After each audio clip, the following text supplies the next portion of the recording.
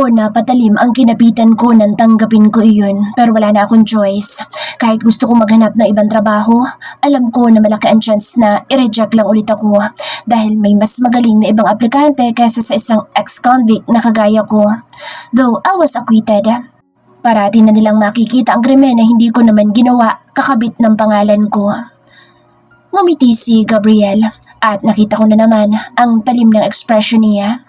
May parte sa akin na sinasabing tumakbo ako habang maaga pa dahil ang kagayang lalaki ni Mr. Lardizabal ay hindi dapat pinagkakatiwalaan, but I chose to trust him. Tinatanggap ko ang trabaho pero kailangan ko ng malaking halaga. After all, hindi lang basta kung ano ang kapalit nito. Name your price, sabi ni Mr. Lardizabal. Iniisip kong mabuti kung magkano ang perang kakailanganin ko. Huminga ako ng malalim bago magsalita. 20 billion pesos. Alam ko na masyadong malaking halaga iyon pero bata naman ang hinihingi niya. Malaking sakripisyo din ang gagawin ko. Siguro naman sapat na ang 20 million para rito sa gagawin ko. 20 billion if you give me an heir. An additional 20 million if you can give me a son. Nalaki ang aking mata sa sinabi niya. Para na namang nagloading ang utak ko roon. What I mean is, 20 million kung babaeng anak ang may bibigay mo sa akin. But if miraculously lalaki ang may bigay mo anak sa akin, I will give you another 20 million. A total of 40. How about that? Malaking halaga na iyon. Makakapagsimula na ako ng bagong buhay sa pera na iyon at makakapag-aral na din. Deal, Mr. Lardizabal. Ngumiti siya sa akin. Gabriel is fine. Or Gob, I don't mind. You can cut the formalities. Sumandal siya sa kanyang kinaupan at pinag-cross ang kanyang tuhod. I will prepare the contract. We should meet again soon. Tumango ako sa kanya. Nagpatuloy kami sa pagkain pero hindi ko na ata malasahan ng pagkain dahil lumilipad ang aking isipan. Tama ba itong pinasok ko? May nagsasabi sa akin na hindi dapat ako pumayag pero saan ka naman makakakita ng trabaho na babayaran ka ng 20 million? Maraming salamat po sa dinner, Mr. Lardizabal. Mauna na po akong umuwi. I told you to cut the formalities. Saan ka ba uuwi? I can drive you home. Mabilis akong tumanggi sa alok niya. Naku, hindi na po. Nakakahiya naman. Magkukumute na lang po ako. May isang magandang sasakyan ang pumarada sa harapan namin. Binuksan ni Gabriel ang backseat at tumingin sa akin. Hop in. Ihatid na kita. Wala na akong nagawa. Pumasok ako sa loob ng kotse at niyaan siyang ihatid ako sa bahay. Diyan na lang sa tabi. Tumigil ang kotse sa labas ng bahay namin. Wala nang masyadong tao sa paligid dahil medyo gabi na rin. Napatingin ako sa bahay ni na Kelvin. Mukhang tulog na rin sila. Maraming salamat sa paghatid. Medyo nahihiya pa ako sa kanya kaya't hindi ako makatingin ng diretsyo. Lumabas ako ng kotse at naglakad na papunta ng gate. Miss Villanueva. Tumigil ako sa aking ginagawa at tumingin kay Gabriel. Nakababa ang bintana ng kotse niya. I saved your number. I will call you soon to discuss the details. Don't tell anyone about this. Tumango lang ako sa kanya at hindi na nagsalita. Ngumiti ulit siya sa akin. Siguro ay marami siyang nadadala at nakukuha sa mga ngiti niyang iyon. Alright, good night. Mag-iingat po kayo sa biyahe. Itinaas niya na ulit ang bintana at umalis na ang kotse. Nakahinga ako ng maluwag nang makaalis ito. Pagpasok ko ng bahay, isinalpa ko ang sarili sa sofa at tumulala roon ng ilang sandali. Iniisip kong mabuti ang mga nangyari. Tama ba naging desisyon ko? Ayoko rin namang umatras. 20 million ang kapalit ng pagbibigay ko sa kanya ng anak. Hindi ko alam kung gulo ba itong pinapasok ko pero hindi na ako aatras pa. Para sa kinabukasan ko at pagbabago ko ng identity. Naglakad ako sa banyo at naglinis ng katawan. Nagbihis ako at nahiga ako sa kama. Hindi pa rin ako makapaniwala sa mga nangyayari. Hinigit ako ng antok at nakatulog. Hanggang panaginip ay dinalaw ako ni Gabriel at ng mga pinag-usapan namin kanina. Ilang araw na simula na magkausap kami ni Gabriel Lardizabal at hanggang ngayon ay hindi pa niya ako ulit tinatawagan. Iniisip ko na lang na baka busy siya o inaayos niya pa ang mga detalye na nakapaloob sa aming kontrata. Ayan. Kakagaling ko lang sa palengke. Malapit na maubos ang savings na naipon ko bago pa man ako makulong noon. Natigilan ako sa paglalakad nang marinig ko na may tumawag sa pangalan ko. Nilingon ko ang pinanggalingan nito. Oh my God! It's really you! Ayan! Hindi pa ako nakakapag-react ay agad niya na akong dinambahan. Niyakap ako ng babae. Sandali lang. Lumayo siya sa akin at malawak na ngumiti. Ako to? Si Candy? Nanlaki ang aking mga mata lalo na nang mamukhaan ko nga ang babae. Candy! Niyakap niya ulit ako at umiyak pa habang ginagawa iyon. I missed you. May oras ka ba ngayon? Tara't kumain muna. My treat. Marami akong gustong pag-usapan natin dalawa. Hindi ako nakaangal sa kanya. Si Candy ay best friend ko. Naging magkaibigan kaming dalawa noong high school kami. Wait, tatawagan ko sa Bern. Panigurado matutuwa iyon. Napangiti ako habang abala siya sa pag-contact sa isa pa naming kaibigan. Si Bern naman ay isa ring malapit na kaibigan namin. Naging magkakaibigan kami noong high school. Pumasok kami sa isang kainan. Tuwan-tuwa si Candy na hindi niya magawang bitawan ako. Naupo kami at hinintay ang isang kaibigan namin na dumating. Mga bakla! Narinig ko ang pamilyar na boses ni Bern. Gulat na gulat siya nang makita rin ako. Ayan! Diyos ko po! Buhay ka pa nga talaga! Niyakap ako ng kaibigan ko. Hindi ako makapag-react dahil mas nauunahan nila ako. Bern is gay at sobra siyang loyal sa mga kaibigan niya. Mahal na mahal din namin siya ni Candy. Buhay pa ako? Sabi ko, hindi ko mapigilang mapangiti. Akala ko hindi ko na sila makikita dahil sa lahat ng nangyari. Nang kumalma ang dalawang kaibigan ko, nag-order na muna kami. Habang hinihintay na dumating ang mga pagkain, panay ang bato nila ng mga tanong sa akin. Saan ka ba nagpunta? Panay ang dalaw namin sa bahay ninyo. Isang araw bigla ka nalang nawala. Plano nating sabay-sabay na magkolehiyo, hindi ba? Ano nangyari, ate? Kahit si Calvin ay wala naman sinabi sa amin kung nasaan ka. Alam namin na alam na lalaking iyon ang kinaroroonan mo noon pero ayaw niya lang sabihin. Sunod-sunod na sabi ni Bern. Oo, akala namin inabandona mo na kami. Nalungkot ako nang mapansin ang malungkot nilang ekspresyon. Lumipat daw kayo ng bahay ng mama mo. Buti nakabalik na kayo dito. For good na ba? Kinagat ko ang labi ko. Hindi nila alam ang tungkol sa pagkakakulong ko. Siguro dahil na rin iyon ay itinago ni Kelvin sa kanila. Actually, nahihiya ako. Hindi ko ata kayang sabihin paano ko mag-iba ang tingin nila sa akin. Kaya lang ayoko ring maglihim sa kanila. Ilang taon ko silang pinagkaita ng katotohanan, ganoong mga kaibigan ko sila. Ang totoo niyan, hindi kami lumipat ni mama ng bahay. Kinagat ko ang labi ko.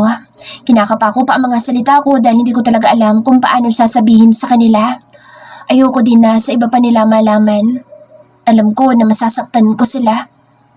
Nakulong ako. Katahimikan ang bumalot sa amin matapos ko iyong sabihin. Napayuko ako, parang hindi ko sila kayang tingnan. Isa ang pagkakakulong ko sa gusto kong kalimutan at burahin sa buhay ko. Oh, what? Nakulong ako. 4 na taon na ang nakararaan. Kaya ako biglang nawala. Pagpapatuloy ko sa sinasabi ko kanina. Ayan. Naglakas ako ng loob na tumingin sa kanila. Pilit akong ngumiti. Inaasahan ko na rin na iba na ang magiging tingin nila sa akin. Nakalaya naman ako makalipas ang ilang taon. Naakwit ako dahil bukod sa bahay nakuha ang murder weapon, wala namang ibang makitang ebidensya laban sa akin. Hindi rin fingerprint ko nakuha sa murder weapon. Murder? Nanlaki ang kanilang mga mata. Tumango ako sa kanila at hindi na rin naman na iyon itinanggi pa. Oo, pero wala talaga akong ginawa. Naintindihan ko rin kung mag-iiba ang tingin ninyo sa akin. Ha? Bakit naman mag-iiba ang tingin namin sa'yo? Tumayo si na Bern at Candy para makalapit sa akin. Gaga ka. Nag-aalala nga kami sa'yo. Hindi namin akalain na nakulong ka. Bakit hindi mo man lang sinabi sa amin? Sana man lang nadalaw ka namin ni Candy at sana'y natulungan ka namin. Tumango si Candy sa sinabi ni Bern. Medyo naluluha ang dalawang kaibigan ko. Isang reaksyon na hindi ko inaasahang makita. Akala talaga namin umalis ka nang di nagsasabi sa amin. Hindi mo sinabi na may ganyang pinagdadaanan ka. Sana man lang nasa tabi mo kami at lumaban kasama mo. Nakaramdam din ako ng pagiging emosyonal. Para bang gusto kong umiyak. Ganito pala ang pakiramdam na may magko-comfort sa'yo. Halos makalimutan ko na sa loob ng 4 na taon. Sorry. Ayoko na kasing madami pa kayo o maging problema niyo pa ang problema ko. Pasensya na kayo. Gulong-gulo din kasi ako ng mga oras na iyon. Naramdaman ko ang pagyakap nila sa akin. Hindi ko mapigilan ang magalak na kahit ano nangyari sa akin, kaibigan ko pa rin sila. Nang kumalma ang mga nararamdaman namin ay nagpatuloy kami sa kwentuhan habang kumakain. Grabe pala. Sobrang naging matagal yung kaso. Tumango ako. Ayaw kasing makapagsettle ng pamilya ng namatayan at gusto nilang makuha ang hustisya. Buti na lang din talaga. Not guilty ako. Naging matagal nga lang ang proseso. Tumahimik ulit kami hanggang sa magsalita si Bern.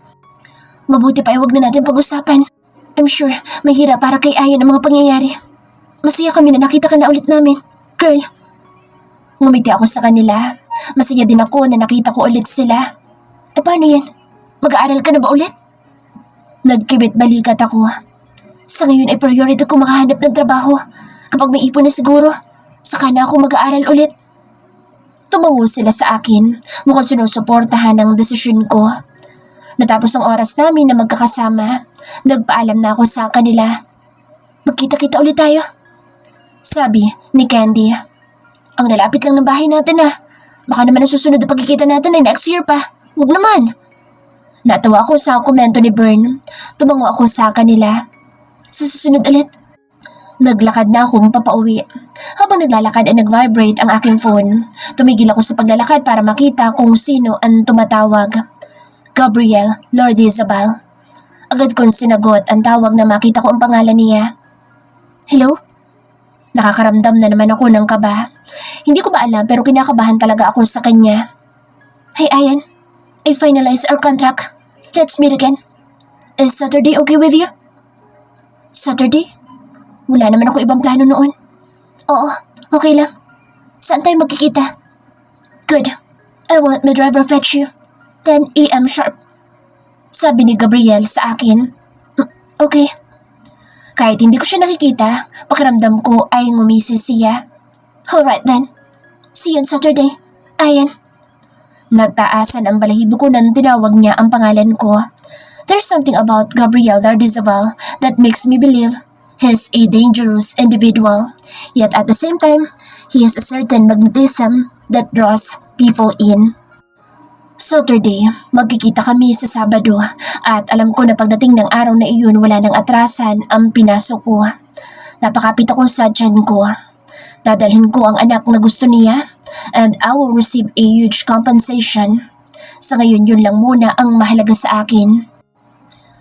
Nalalamig na naman ang aking kamay habang kaharap ko si Gabriel. But unlike before, this is more business-like meeting. Sinundo ako ng kanyang driver kanina at dinala ako dito sa building ng kumpanya ng mga Lardizabal. Naghihintay ako sa isang lounge. Nang ipakilala ko ang sarili ko sa secretary ni Gabriel, dito niya sinabi na maghintay ako. Magandang facility at binigyan pa ako ng juice and cake. Hindi ko lang magawang makain iyon dahil kinakabahan talaga ako. Miss Villanueva? Medyo napatulon ako sa kinaupan ko nang marinig ko ang pagtawag sa akin ng secretary ni Gabriel. Yes po. Masyado akong tensyonado na napapapitlag ako sa kaunting ingay. Ngumiti siya sa akin. Siguro para mawala ang kabang nararamdaman ko. Hindi pa lang po tapos ang meeting ni Mr. Lardizabal. Kung may iba po kayong kailangan sabihin niyo lang po sa akin. Tumingin siya sa cake and juice na hindi ko pa nagagalaw. May iba pa po ba kayong gusto? Hindi na. Okay lang. Thank you. Maghihintay na lang po ako dito. Ngumiti ulit siya sa akin at tumango. Lumabas siya ng lounge at naiwan ako mag-isa. Tiningnan ko ang cake. Baka mawala ang kaba ko o mabawasan man lang ito kung kumain ako. Kinuha ko ang cake at tinikman iyon. Halos maghubog puso ang mga mata ko. Sobrang sarap nito. Mas masarap pa siya sa cake na inaakala kong pinakamasarap na. Nagpatuloy ako sa pagkain habang tinitingnan ko ang lounge. Itong lugar pa lamang na ito ay sobrang ganda na at well facilitated. Sobrang high-end ng kanilang building. Hindi na ako magtataka dahil mayaman talaga sina Gabriel. Nag-research din ako tungkol sa kanya at marami silang negosyo. Lalo tuloy akong kinakabahan na nagagawa akong makipag-usap sa kagaya niya. Sorry for the wait. Halos mabitawan ko ang platito na hawak ko nang marinig ko ang boses niya. Mabuti na lang at nahawakan ko ulit ng mahigpit. Tiningnan ko ulit si Gabriel. Kagaya noong unang beses ko siyang makilala, nakangiti na naman siya sa akin. Looks like you're enjoying the cake. Sabi niya at naglakad papalapit sa akin. Naupo siya sa akin tabi at ipinatong sa backrest ang isang kamay. He's hovering me now at pakiramdam ko'y sinasakop niya ang buong pagkatao ko. You have an ass in here. Hinawakan niya aking baba at marahang pinadaanan ng kanyang hinlalaki ang gilid ng labi ko upang matanggal ang asing. Nalakang aking mga mata pero hindi ko magawang iiwas ang tingin ko sa kanya. Inilapit niya sa kanyang labi ang hinlalaki niyang may asing at dahan-dahan na dinilaan iyon. Lalong nanlaki ang aking mga mata at pinamulahan din. He's flirting with me. Bahagi akong lumayo sa kanya. Tumikim ako at iniyuko ko ang aking ulo. Mas lalo niyang pinapalala ang aking nararamdaman. The cake tasted good. Or did it become sweeter after touching your mouth? Ikinuyom ko ang aking kamay at kinagat ang aking labi. He really knows how to make girls flutter. Ang problema, hindi iyon ang ipinunta ko rito. Tungkol sa contract. Panimula ko. Akala ko'y pag-uusapan natin iyon. Tiningnan ako ni Gabriela. Ngumisi siya at umiling. You know how to spoil the fun, Tumayo siya at may nilapitan na isang safe lock. Binuksan niya iyon at may kinuha. Muli siyang bumalik sa kinaroroonan ko pero hindi na naupo sa tabi ko. Kumalma ako at bumalik sa normal na bilis ang pagtibok ng puso ko. Mas maganda nga na huwag siyang lumapit muna sa akin. Ibinigay ni Gabriel sa akin ang kontrata at kinuha ko iyon. Agad kong binasa ang nilalaman. Mabilis basahin ang mga nakasulat sa kontrata kaya naintindihan ko ang mga nakapaloob doon. Nagtaas ako kay Gabriel ng tingin at may itatanong sana nang mapansin ko ang paninitig niya sa akin. Napasinghap ako. Kung titigan niya ako ay para bang gusto niya na akong hubaran o kainin ng buo. May tanong ako. Sabi ko. Ngumiti siya sa akin pero lalo lamang naging intense ang pagtingin niya sa akin. Hindi naman malaswa ang aking suot pero pakiramdam ko ay na-expose ang buong pagkatao ko nang dahil sa kanya. Tungkol sa kondisyon mo. Sabi ko. What about it? Nanatili ang paninitig niya sa akin sa ganoong paraan kaya nakaramdam na ako ng pagiging hindi komportable. Pwede bang wag mo akong tingnan sa ganyang paraan? Nagtaas siya ng tingin mula sa aking katawan para salubungin ang titig ng aking mga mata. May nakakalokong ngiti sa kanyang labi. Why? How do I look at you? Did I make you uncomfortable? Tumango ako. Oo, para mo akong hinuhubaran sa paninitig mo. Lalong lumawak ang ngiti niya. I'm just imagining how good you look when I take off all your clothes. Nag-init ang katawan ko. Alam ko na hindi iyon magandang senyales. Gusto ko ba talagang pasukin ang trabaho na ito? Pero 20 million ang kapalit kung mabibigyan siya ng anak. Sinantabi ko ang iniisip na pag-atras. Siguro naman ay makakayanan kong pakasamahan si Gabriela at magagawa ko ring matiis ang kanyang ugali. Isa pa, why are you so tense? I mean, alam mo naman siguro kung anong dapat gawin para makabuo ng bata, hindi ba? Hindi ko inaasahan ang tanong niya. Alam ko naman, kaya nga bago ako pumunta rito, may naiisip akong isang kondisyon sa kanya kung pagbibigyan niya ako. Oo. Para bang nilunok ko lahat ng gusto kong sabihin na salita sa kanya. Anyway, what's your question? Bigla kong naalala na may itatanong nga pala ako sa kanya. Nawala iyon sa isipan ko kanina. Oo, about dito sa mga conditions mo sa kontrata. Kinikilabutan ako sa kanya. Hindi kasi nawawala yung ngiti niya. Pero imbes na isipin ko na masayahin lang talaga siyang tao, nagbibigay kilabot sa akin ang mga ngiti niya.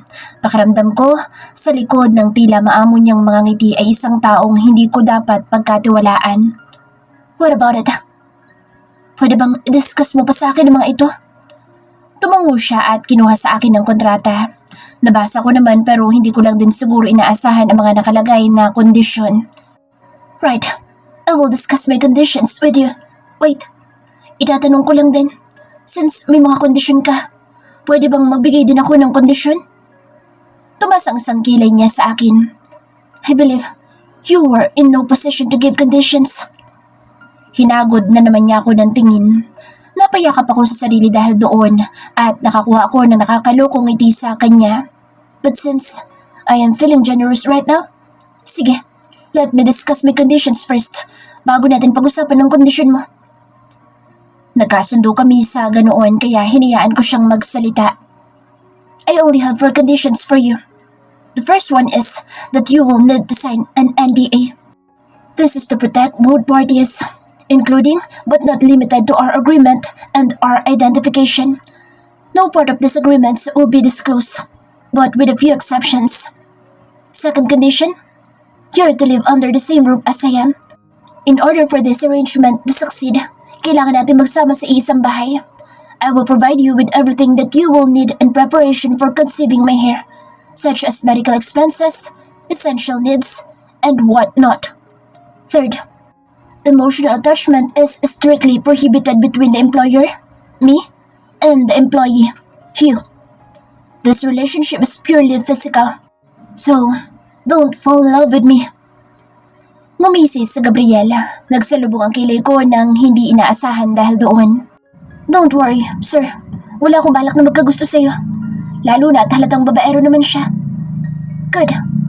Now, on to the last condition. Once you give birth to my heir, you will lose all connections to me and the child. You will disappear from his life.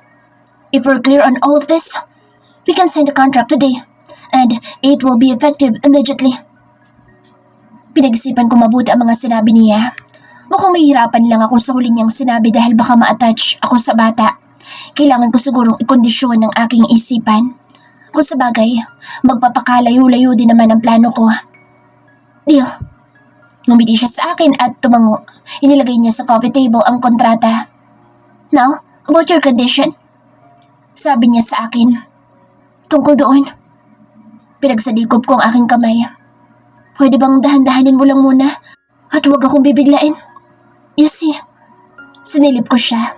Nakataas ang kanyang kilay na para bang nagtataka sa kung anong ibig kong sabihin. Virgin pa kasi ako. Hindi ako sanay sa ganitong bagay kaya pakausap ko na sana. Huwag mo akong bibiglain. Natahimik ang buong silida. Tiningnan ko si Gabriela at hindi ko maipinta ang itsura niya. Nasabi ko na virgin pa ako. Paano kung ayaw niya at gusto niyang ma-experience na? Virgin ka? Tanong ni Gabriela. Oo. Sana'y walang problema yun sa iyo. Kinurot-kurot kong aking kamay para mawala ang tensyong nararamdaman ko. Hindi ka agad nagsalita si Gabriela. Tila lalong naging delikado at madilim ang ekspresyon ng mukha niya. Natakot tuloy ako. That will not be a problem. Don't worry. Lumapit sa akin si Gabriela. Sobrang bilis ng kilos niya na hindi ko agad siya napansin. I will train you well. Hindi ko gusto ang sinabi niya dahil para akong ginawang aso ng mga salita niya. Kaya lang nakapagtataka na bumaliktad ang sikmura ko sa mga salita niyang iyon. Nang magkasundo kami sa lahat ng nakasaad sa kontrata, pinirmahan na namin ito. I will notarize the contract and send you a copy. Ihanda mo na mga gamit mo. My driver will pick you again tonight. Namilog ang mata ko. Konti na lang, luluwa na ito dahil sa mga nakakabigla niyang sinasabi. Agad? Agad? Is there any reason to delay it? Tanong ni Gabriel sa akin. Umiling ako. Wala na naman pero naisip ko si Calvin. Hindi pa ako nakakapagpaalam sa kanya. Pwede bang bukas na lang? May mga bagay akong kailangang asikasuhin. Pumayag naman si Gabriel doon. I guess hindi naman siya masyadong mahigpit. Napanotaryo niya kaagad ang kontrata at matapos iyon ay binigyan niya ako ng sarili kong copy. I have a final question, Ayan. Bago ako umalis ay kinuha niya ulit ang atensyon ko. Taningnan ko si Gabriel at hinintay ang susunod niyang sasabihin. Why are you so eager to get a job? Maging ito ay tinanggap mo. I have my reasons, Mr. Lord Isabel. Humalikupkip siya. His biceps are flexing. Napatitig ako sandali roon before I mentally slapped myself. And you can share it with me? Napayuko lang ako. Nag-isip ako kung dapat bang sabihin ko sa kanya. Hindi naging mahigpit si Gabriel sa mga dokumento na kailangan niya sa akin. Hindi niya alam na nakulong ako. Kapag binanggit ko iyon sa kanya, baka magbagong isip niya at bawiin niya ang desisyon niya. Huminga ako ng malalim. Sabihin na lang natin na kailangan ko ng pera dahil kapos ako sa buhay. Kailangan ko rin ng trabaho para rin makapagpatuloy ako sa pag-aaral. Naging seryoso ekspresyon ng mukha ni Gabriel. Ngumiti ako sa kanya at magalang nang nagpaalam bago pa siya makaisip ng itatanong niya ulit sa akin. Aalis na po ako. Aalis na po ako. Lumabas ako ng salida. Nagpasalamat din ako sa secretary niya na matamis namang nakangiti sa akin. Paglabas ko ng building, may isang magarang sasakyan ang tumigil sa harapan ko. Lumabas ang driver ni Gabriel at pinagbuksan ako ng pinto. Huwag na po, kaya ko na po mag-commute. Utos po ito ni Mr. Lourdes Zabalnes. Bumagsak ang balikat ko. Wala na rin akong nagawa kaya sumakay na ako roon. Naging tahimik ang biyahe kong papauwi. Hindi ko rin nakalimutan na magpasalamat sa driver. Miss Ayan? Hindi kaagad ako nakaalis dahil tinawag ako ng driver ni Gabriel. Humarap ako sa kanya. May inabot sa akin ito na siya namang kinuha ko.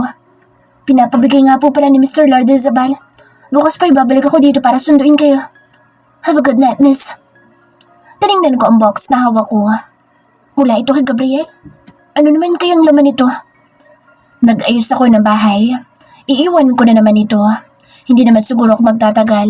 Kapag nabigyan na ako ng paunang sahod, baka mag-hire ako ng caretaker. Hindi ko naman maaaring pabayaan ito dahil umaasa ako na babalik ulit si mama dito. Kahit 4 na taon na siyang hindi nagpaparamdam.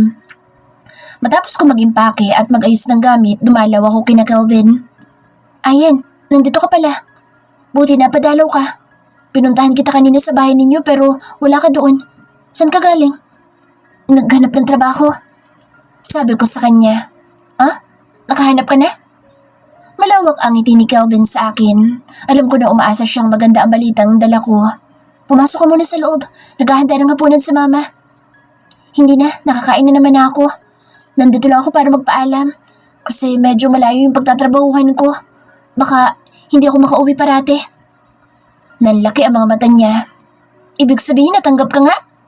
Wow, congrats! Anong trabaho? Natuwa ako sa naging reaksyon niya. But at the same time, nalungkot din dahil alam ko na hindi ko masasabi sa kanya kahit wala mang NDA kung ano man trabaho ko. Basta, entry level, clerical work. Tumangu-tangu siya. Good for you. Kung ganoon, baka matagal-tagal pa ulit bago tayo makapagkita. Mag-ingat ka doon.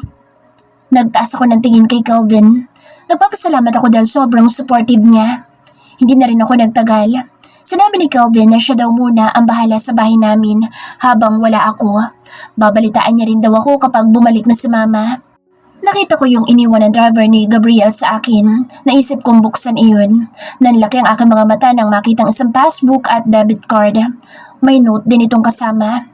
This is your bank account for the funds I'll be providing. I've already deposited a signing bonus into it, so feel free to use it as needed. Additionally, I will be depositing your allowances, bonuses, and salary into this account. I will see you tomorrow. Gabriel, Lord Isabel. Can you do that? I mean, I'll mag-open ng bank account on my behalf? Kung sa bagay, sa kakayahan ni Gabriel at ng impluwensya niya, hindi na dapat ako nagtataka sa mga bagay na kaya niyang gawin. Kinuha ko yung passbook at binuksan ito upang makita kung may laman. Wala naman kaming pinag-usapang signing bonus pero na-appreciate ko ito. Nalaki ang aking mga mata nang makita ang numerong nakalagay sa passbook ko. 100,000 pesos as a signing bonus? What the hell? Pwede na ako makapagpa-enroll nito sa isang magandang kolehiyo. Nasa harapan ako ng bahay ni Gabriel. Nakatingala ako dahil sobrang laki at taas nito. Malayo ang mismong gate. Ilang minuto din siguro ang naging takbo ng sakyan simula na makapasok kami sa gate para lamang makarating dito. Napalagok ako. Dapat hindi na ako nagugulat dahil alam ko naman na mayaman siya pero... Miss Ayan? Bumalik ang ulirat ko nang tawagin ako ng driver na nakilala ko sa pangalang Walter. Po? Iginiya niya akong papasok ng bahay. Wala akong nagawa kung hindi ang sumunod sa kanya. Nang bumukas sa malaking pinto, binati ako ng mga kasambahay at iba pang tauhan ni na Gabriel. Wow! Mabuti na lamang at hindi iyon napalakas. Nakakahiya naman kung maririnig pa nila ang naging komento ko.